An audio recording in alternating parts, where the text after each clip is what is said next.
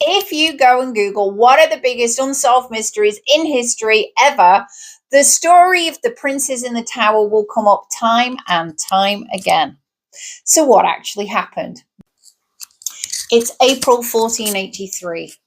Edward IV has died suddenly. His eldest son, 12-year-old Edward, has become Edward V, and he is on his way to London for his coronation. Unfortunately, he encounters the Duke of Gloucester, his kindly uncle, who scoops him off and takes him for protection to the Tower of London to await his coronation.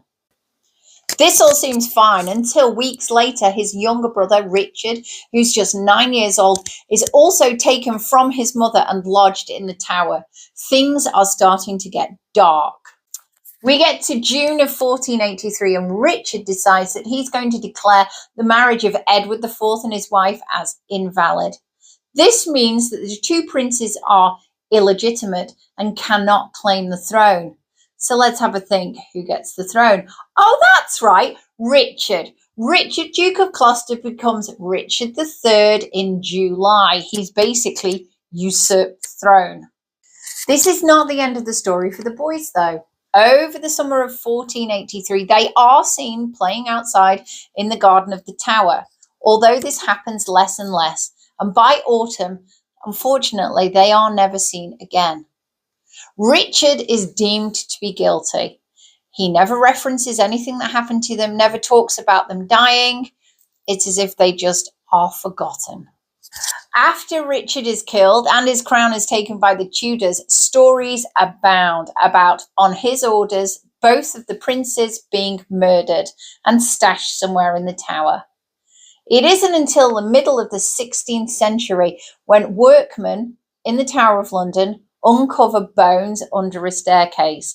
These bones are deemed to be the bones of two male young boys. The Crown obviously doesn't have access to DNA testing at that point, but it would seem that they did think these boys were the princes because they are buried in a beautiful coffin in Westminster Abbey. So I mentioned DNA testing. You see, the thing was, now in the 20th century, we have the technology to test those bones. We have members of the royal family and even Richard III's line that could give DNA to prove one way or the other who the bones of those boys buried at Westminster Abbey really belonged to. The last time they were asked and requested, Queen Elizabeth refused permission. Will the new king give permission to put this mystery to bed once and for all? Who knows? Let me know in the comments box below. Do you think we should DNA test these bones and find out if they really are the princes in the tower? And do you believe that Richard III had them murdered, or are you like other people who think that perhaps they escaped or they were spirited away and they did actually live their lives out?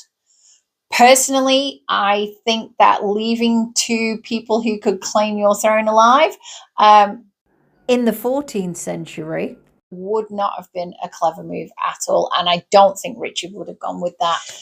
If you enjoyed thinking about that particular mystery of the boys in the tower and you would love to learn more about these sorts of things, then please, in the description box, we have a link to give your email and you can have fun mysteries sent straight to your inbox.